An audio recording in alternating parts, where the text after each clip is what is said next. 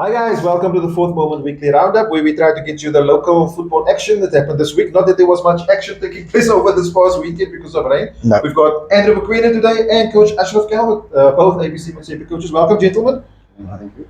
Nice to be here. Good, good. Obviously, there's not much football happening, so we thought we'll bring Coach Ashraf in to fill some airtime for us. I hope you don't mind. And give him some And airtime. give him some airtime, yeah. Okay, as we normally, we're gonna look at the matches played over the weekend. As I said, not much games played. Ashraf, what do you do now in the off season? Well, I spend my time with my family, my wife, catch up time. This time now, I'm loving it. Quality time. Quality time. Look, I do follow you on the socials also. I see you are at the football field still. Oh yes, I have a daughter that plays, so yeah. Okay, I so you- support her and watch her. Fantastic.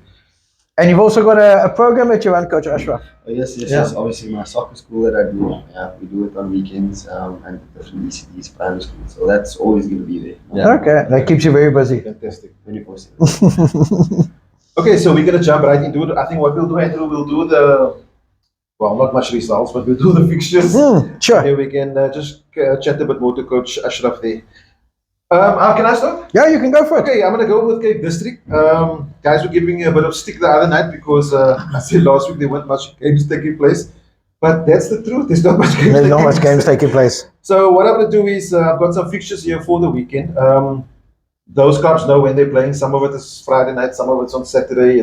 They're obviously trying to wangle around the field situation and get as many games played as possible. So Wesley versus Greenwood, that's basically a Solar Street derby. Sure. Not sure where the match is going to be played, but that will be a good one. RC Atletico versus FC Kefte. FC Kefte apparently have a good side. I don't know if you guys heard much about it. Yeah, they do. RC Atletico also made a couple of signings. I know one or two ABC players that are playing there as well. Okay, and then Claywood, your old club, on the LFA side, it's on a bye. Eagle Wings and Ocean View, that's also happening. And then Salt River, Blackpool, and Grassy Park United. That will be an interesting encounter. We've got both of those champions of those clubs are very good friends, Zahid Witboy and Iqbal Keska. So yeah, that's Both ex-ABC, Salt River Blackpool, ex-ABC club. Third division, and obviously Grassy Park. Grassy Park on a high at the moment after they bail Yeah. win, and I think the club is really trying to get as much out of that as possible. So lots happening at Grassy Park. Ashraf, I know you were at Greenwood for a time in the third division. You're also from I think you're sort of from that side of the world. You know any of these clubs? Yeah, I know most of the clubs. Yeah. Most of the clubs? Most of the clubs. Yeah. Okay. Spent some time in William Herbert, I'm sure. That's where I used to play. I used to be. I was one of the board team players. Okay. Winning the first board team in the provincial. With Coach District. yeah, was it Coach Johnny? Coach Johnny Mateus, Yes. and Maweo. Maweo, Richard Maweo. Okay, were you a part of that team? Yeah, I got played on the tournament. That tournament. Oh, there, yeah, that's You see, at not Dis- just a coach. Eh? Yeah. He was a good player. I used to watch him play for Weinberg. Yeah. At District, you always hear about that team that won the first. But anyway, well done to you. I'm done. Okay, we're going to go to Sasol League. Those games happened. In Stream A, the results, and yes, these are the results. Dangerous Heroes 2, Cape Town Roses 1. Big result for Dangerous Heroes. Santos 2, Ikamfa 1. Also 2-1 result. Good win for Santos at home. I thought they would have won a bit easier, but it's a good result. And then Spurs beating Heidelberg Female Football Academy also by 2-1. So that's changed the log a little bit, Shamiel, from last week. So Spurs are top of the log with 30 points after 11 games. Dangerous Heroes are on 28 after 12, and Cape Town Roses on 24 after 11. So it looks like it's going to end up between Spurs and Dangerous Heroes with 4 or 5 games to go. So, yeah, Roses are a good team. Where are they laying on the log? Third on the log. They're 6 points behind. You must tell us what you know that we Yeah, don't know. I think there's a three-legged horse race there with Heroes, Spurs, and Roses. But I must say, with Winston doing what he's doing with the youngsters, it's very impressive. I mean, losing senior players, bringing in youngsters, and still topping stream year in, year out. Correct. That's amazing. No, he's But top. definitely that top three teams is between one of them. Okay. And then we get to Stream B. Invincible Academy 2, Magic Ladies 3. Magic Ladies, after their draw, they had the first game of the season. They're hitting their straps now. And they're the only team to beat UCT this season. RV United 5-0-0. Those were the only 2 results from this weekend. So the log is as follows. 12 games gone for Magic Ladies, 30 points. UCT second after 10 games, 27 points. And then RV United trailing with 21 points from 11. So it's between Magic and UCT. Magic have 4 games to go. UCT have 6 games to go. Magic have a 3-point lead. So that's going to be an exciting climax there. Yeah, with that, we all know it's a two-legged horse race in that stream. Knowing that the last game of the season is going to be UCT and Magic. Yeah, I believe so. Both teams are going to be gunning for goal difference. I think Magic must still play against Southern Stars, which is the team that the goals Everybody's been hammering, yeah. So I think they're 10 goal difference behind Magic, so they're going to need to beat the Southern Stars by 10 plus goals if they want to stay into it, and then obviously beating UCT. So it's going to be very, very interesting to see how this next couple of games go. And UCT will be at home in the last game. And UCT have 2 games in hand, so those are going to be banging. Yeah, and I mean, this weekend's fixtures, I mean, on Friday night, UCT play Invincible Cravenby at home, Hout Bay versus Badgers, Azura versus Southern Stars, and Magic are playing RV on Sunday at 3 o'clock. So that'll be a good one. And then we get to Stream A, because those fixtures have some interesting fixtures this weekend. Stream A fixtures, Porsche versus Marties. I think Porsche will win that comfortably. Ikamfa versus Glen Eagles, and Heidelberg Female Football Academy against Santos. And then the big one for the weekend on Sunday, 3 o'clock, Cape Town Roses versus Spurs. Okay. So, it's a last chance salute for Roses. If they don't win that one, then they're out of the running. Yeah. It also will be interesting to see, obviously, the winner of each stream goes and plays a playoff. Yes. That's that. I mean, judging by the results and so on, and the teams, I mean, it's going to be a good playoff. Yeah. I think the stream B or the one with Magic in, I think they're the strongest Stream. Yeah. If you look at the players and the makeup of the teams, Correct. I'm pretty sure that they would be the one of the favorites. Yeah. But on the If day, they were to anything can happen. Yeah. One game, yeah. 100%. Okay, we're going to jump to South Peninsula. There, some matches did take place last Saturday. And this is now for the Premier Division. We want to say thanks for the comments on Facebook, because every week we're trying to get the Premier Division. I just couldn't get it. But somebody sent me the link there. I want to say thanks for that. And glad you guys are watching and keep commenting on what you're seeing. So, yeah, Atletico United losing 10-2 to Ariel Spurs. That's a very good win there. Sure. Azuru and Cape Town Military playing there. Cape Town Military winning 1-0. Lavender winning Square Hill 2-0. Lavender obviously one of those teams that we've got picked for taking the league with the Wanderers. Rainbow Chiefs and Oasis. Oasis winning 9-0. Big scores at South Peninsula. And then Okanya and Wanderers just mentioned them winning 2-0 against Okanya. Know any of those sides there, Ashraf? I know that's also sort of in the southern suburb sides there. I would say Wanderers, Oasis, I think they've made a few signings as well. But yeah, those are the 2 teams. And Lavendale, Coach Owen Isaacs is doing a good job there. Yeah. They got 2 players I know from Premier United playing there now. Okay. They played in the 3rd division, so yeah. Yeah, everybody gunning to get that top spot for the playoffs in the 3rd division. Right, then looking at some fixtures hopefully happening this weekend at South Peninsula. We got Oasis versus Atletico United, Rainbow Chiefs and Square Hill doing battle there, Super Lucky Stars and King David United. Sure. And then also some matches a few days later, Steenberg and Rainbow Chiefs, and the Wanderers and Super Lucky Stars. So that's the fixtures coming up in. Hopefully, Super Lucky Stars get lucky this weekend. Yeah. We're going to go. I can't call it everyone's favorite LFA like I did last week, but it's my favorite LFA because I played. We're coaching it. The matches take place. Yes, we only had 4 games. 4 games. Cape Town Tigerberg. Lots of games rained out. Most of the games are on grass. So luckily, our game went ahead. Hanover Park 6, Regersdal 1. 6-1. Yeah. What did you give Coach Anwar Galan? I did after the show last week. I said I'd give him a cup of coffee, but he didn't hang around for too long afterwards. No, listen. I think he did you a favor. No. Like I said before, we've been dominating games. We just haven't been scoring. We lost against Edgemead at home when we should have won. Weinberg also, we lost lots of chances, but Weinberg I thought deserved to win. And I just think Saturday we just took our chances. It was one of those games where poor Anwar was on the receiving end of it. But we're still very good friends, so, that connection will last a lifetime. So, no, I wish him all the best. I did give him a little 1 or 2 pieces of advice afterwards. Pep versus Arteta there. Yeah, it was almost like a Pep Arteta, yeah. But listen, I came on the winning side.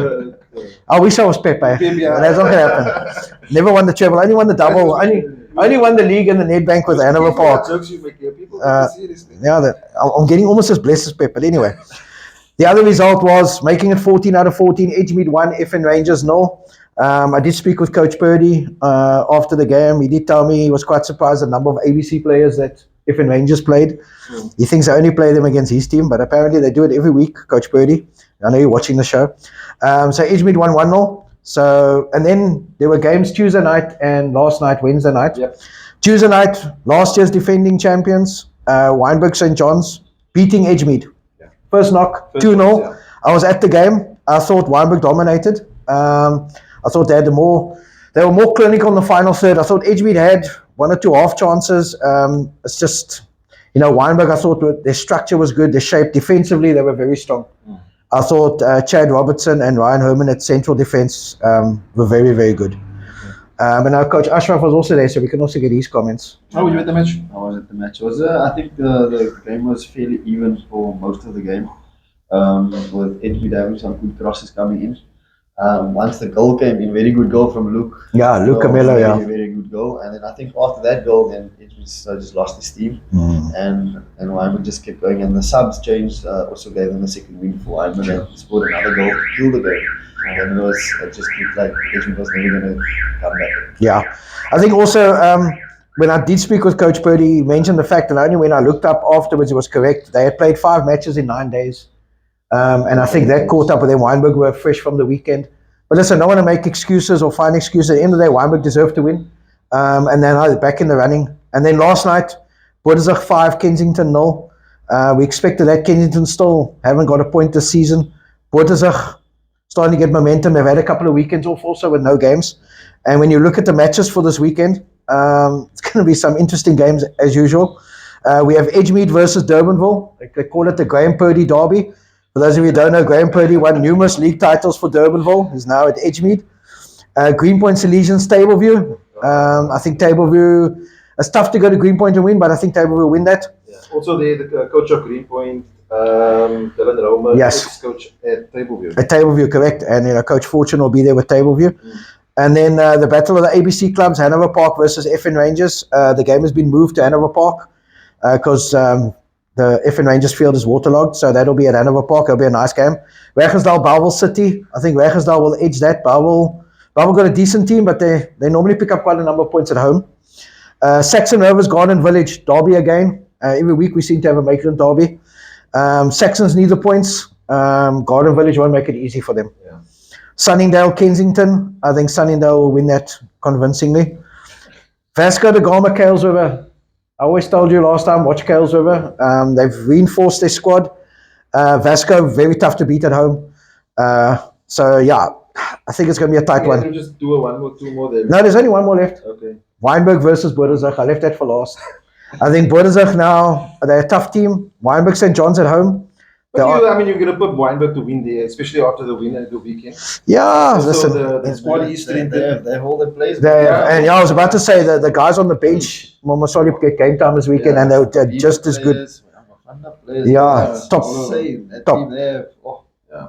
And then quickly the log, Edgemead, top of the log of 42 points, Vasco on 31 with a game in hand, and Tableview sitting on the heels there with 29 after 12 games. That's Cape Town Tigerberg. Cool. Okay, so we're going to jump right into the Northerns.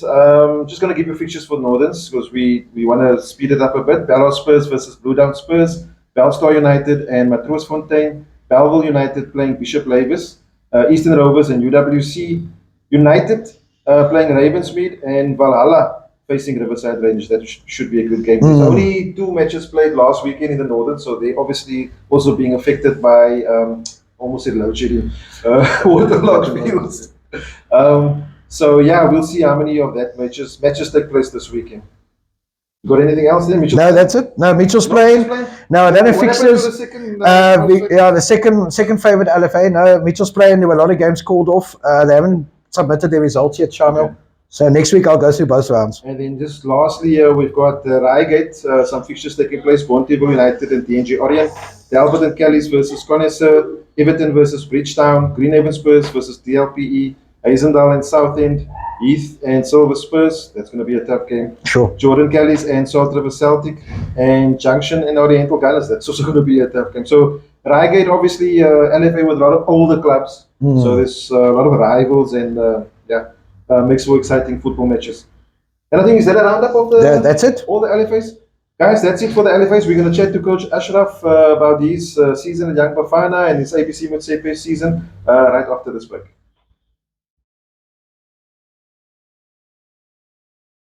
So we got for this week's show, we got a treat. Coach Ashraf Calvert here, obviously. First off, Claywood, then Young Bafana, APC Mutsepe. We're just going to talk APC Mutsepe season. Yes. We're not going to go into the whole history of Coach Ashraf. He's been on the show before, a couple of months ago in the very early days when he was at Claywood. So, Coach, talk to us about. Really want me to start from the beginning? Let's start from the beginning of the season. How it went for you? Now let's start with the first game. What first game? Hanover Park beat Claywood 2-0.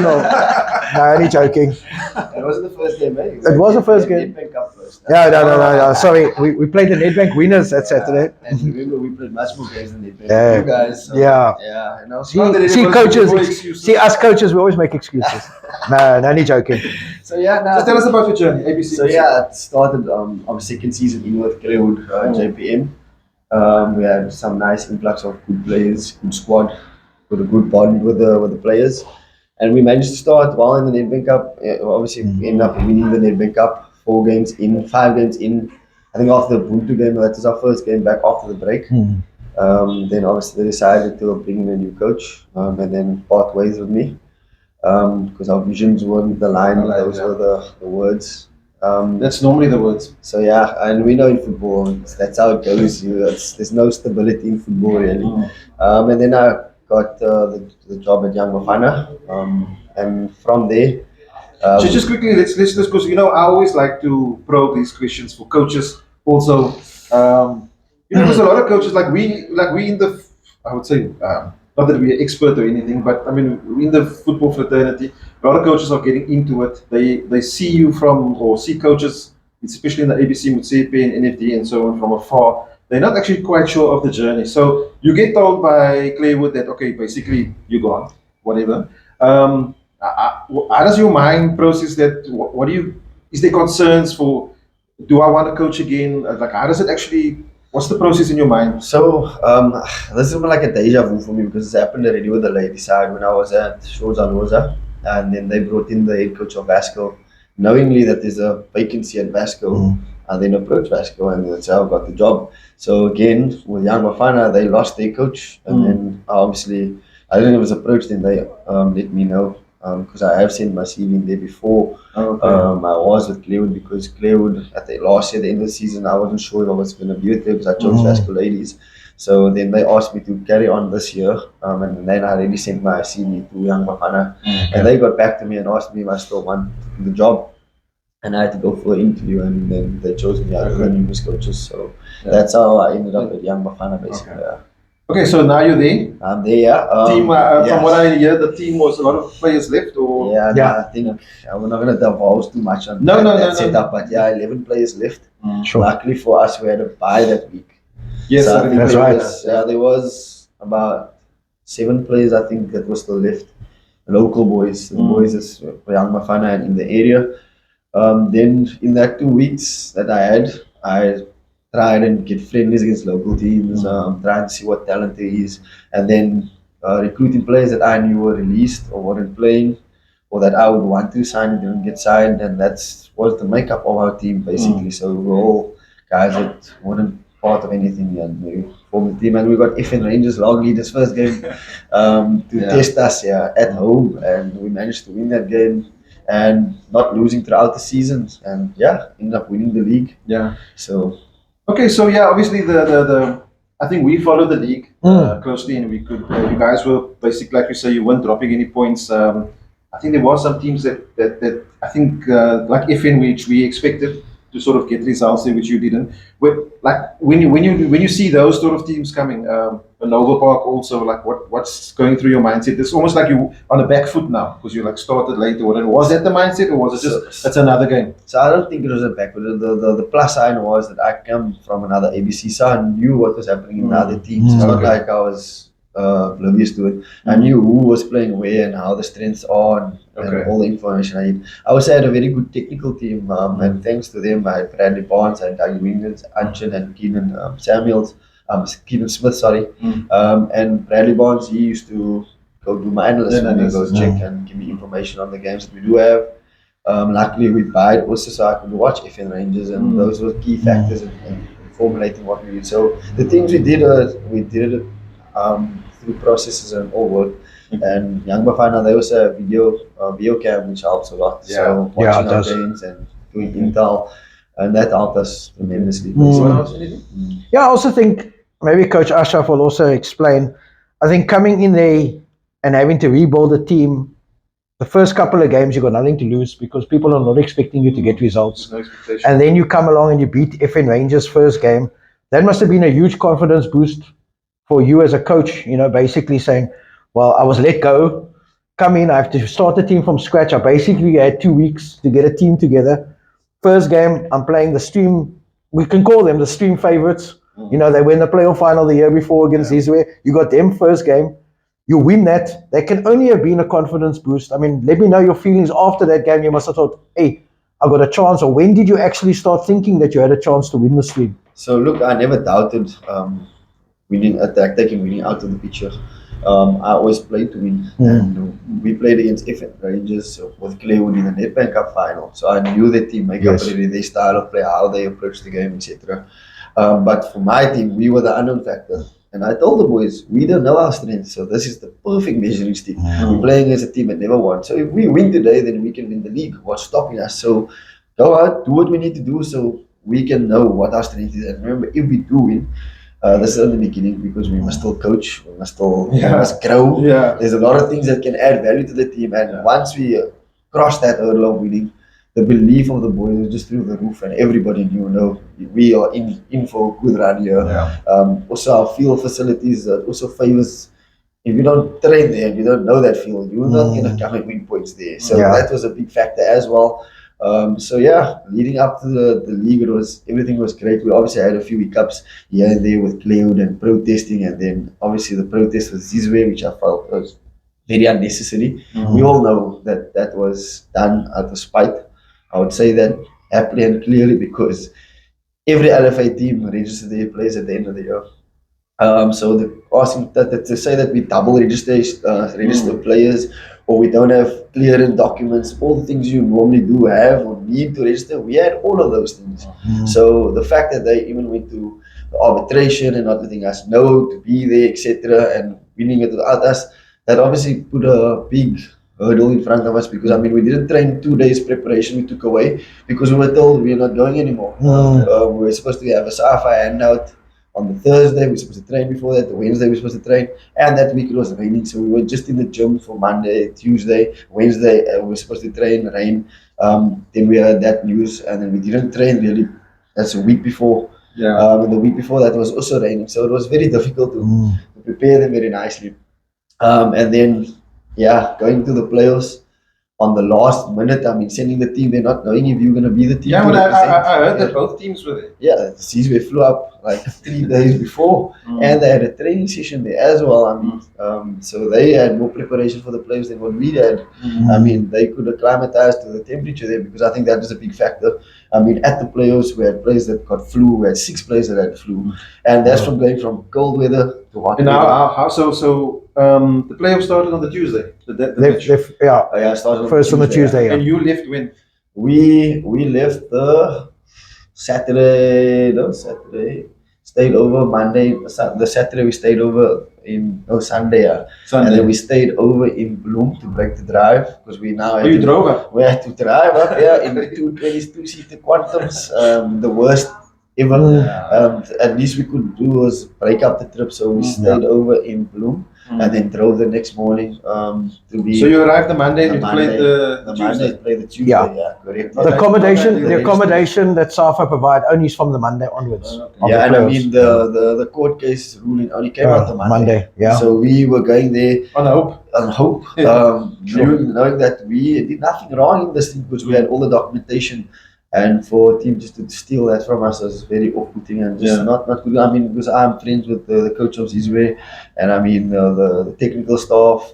One of the guys, Bryce, he's been contacting me throughout. So for them to do something like that for me, I felt that I was very sour to do that because we would have backed them if they had won us on the field fair and square. I mean, we expect the same.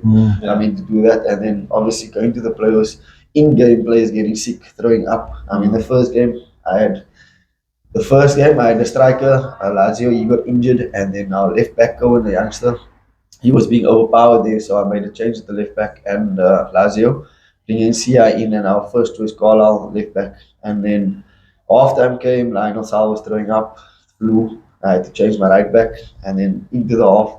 First 5 minutes, they tackled Carlisle. I had to change the left back again, so I changed the left back twice. I mean, and we were leading 1-0 at half time.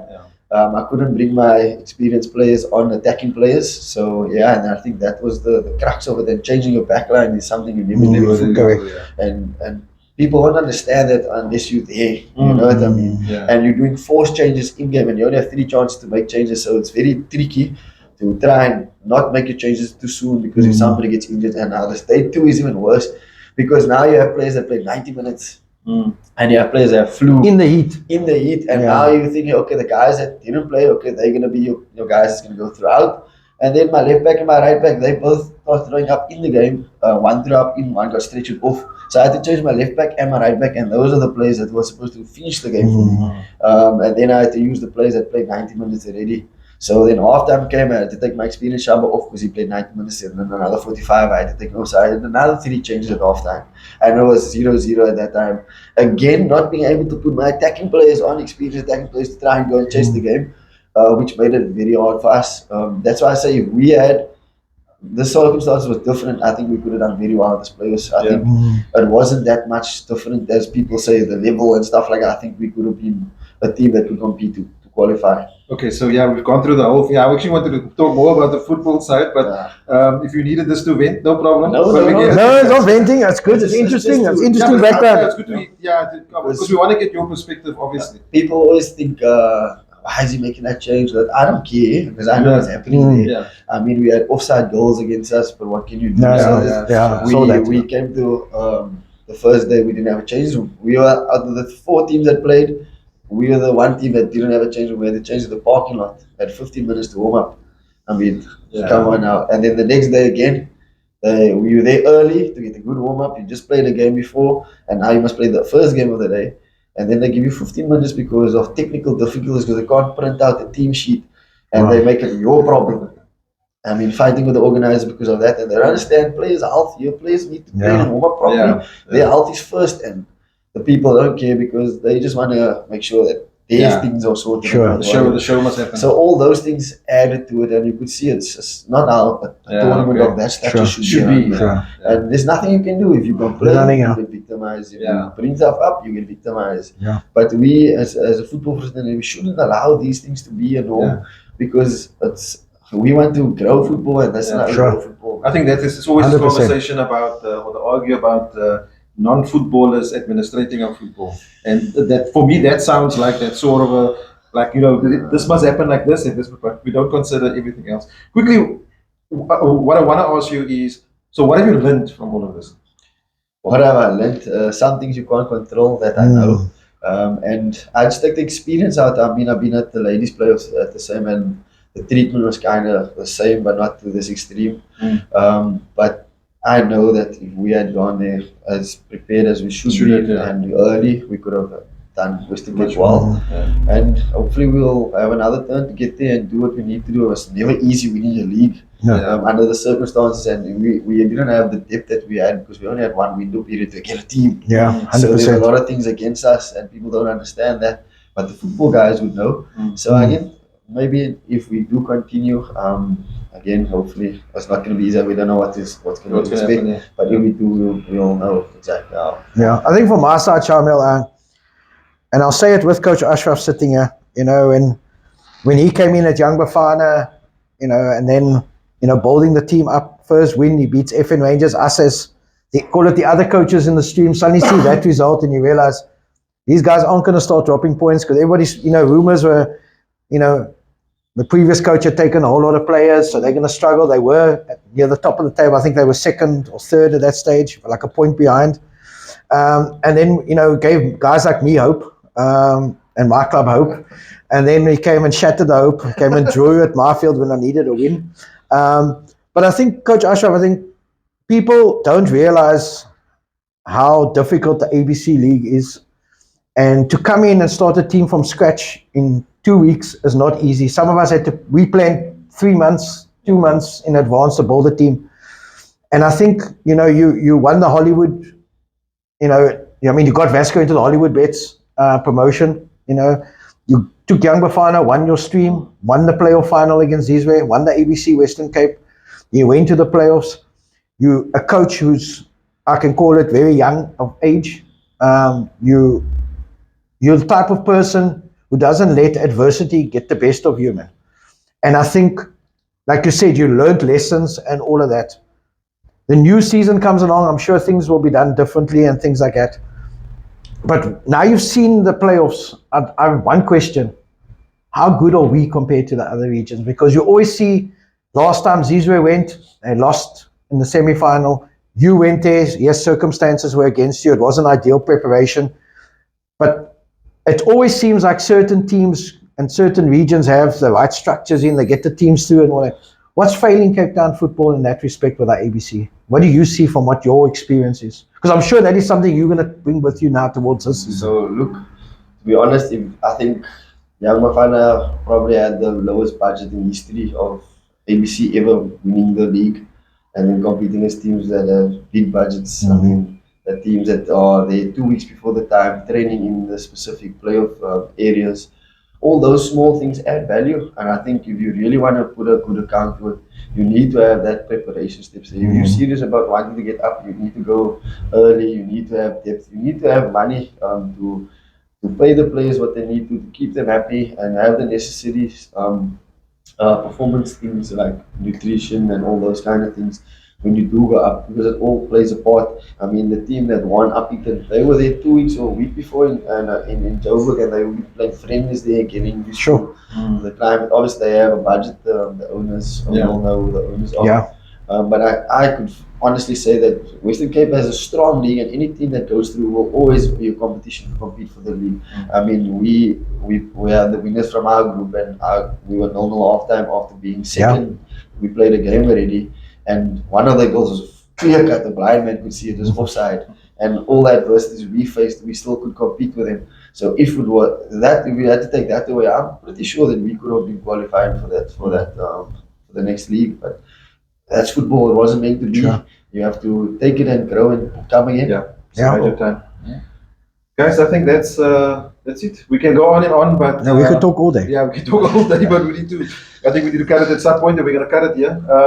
Just before we go, we're going to say thanks to Coach Ashraf for sharing, letting us know about your experience and so on. From the fourth moment, we always wish you well. Like all good, like Andrew said, young coaches, we love that. It comes with. You guys come with new ideas, exciting things, and implementations. The science of the sport all comes. The background staff, guys like Bradley Barnes and so on, that was with you also, and always, doing the important small detail that make the big difference in football. So and just before we go, we know there's injured happening. Just some games. I don't think we're gonna go through the games quickly. Let's take. We'll just start Friday. There's some games at North Pine, Grassy Park versus Lunga at 7:00. Zimasa Stars versus Invincible Cravenby, both games at 7, and then 8:15 is Everton FC versus Clyde Pylons and Eagle Wings versus Johannesburg Strikers. And then from then they go on to the final playoff stage. One block. There's more other games taking place, but it's Cokeless weekend. Please go out support your teams. This weekend, next weekend. Sorry. So it'll be round 128. So start preparation. Fixtures were out yesterday. That's why I was confused. Okay, and then also there's Bayview.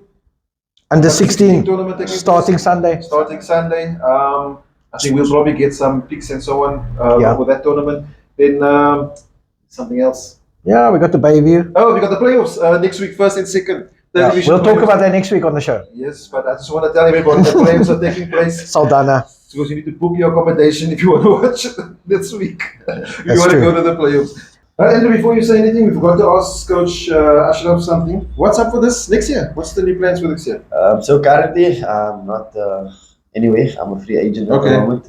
Just waiting for Young Bafana to let me know if there is a next or what is next. But otherwise, I'm a free agent. Open to coach wherever, whenever. At the moment, I'm with Registal, just helping out, coaching where I can in my free time, because it's the club I am or was at before. But I'm obviously keeping my books open. So whoever brings the contract and is worthy of it, by all means. But Young Bafana has the dubs. Sure. Right. Okay, so I think we're gonna end it there, Andrew. Yeah, that's cool. Unless you've got anything else to say?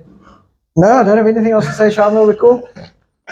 Guys, we want to say thanks again to Coach Ashraf Calvert, obviously, for joining us, and as usual, Coach Pequeno. And I hope you guys enjoyed it. Be sure to share the video, as we said earlier, and like and subscribe on YouTube. And also, we want to say a big thanks to Vecchio, our panel sponsor, and obviously for hosting us at the factory shop in Mayton. Ashraf, would you fancy on getting something? Oh, that would be a privilege. But you're gonna pay for it, eh? It's no freebies. Man. Okay, guys, we'll see you next time. Cheers. Bye-bye.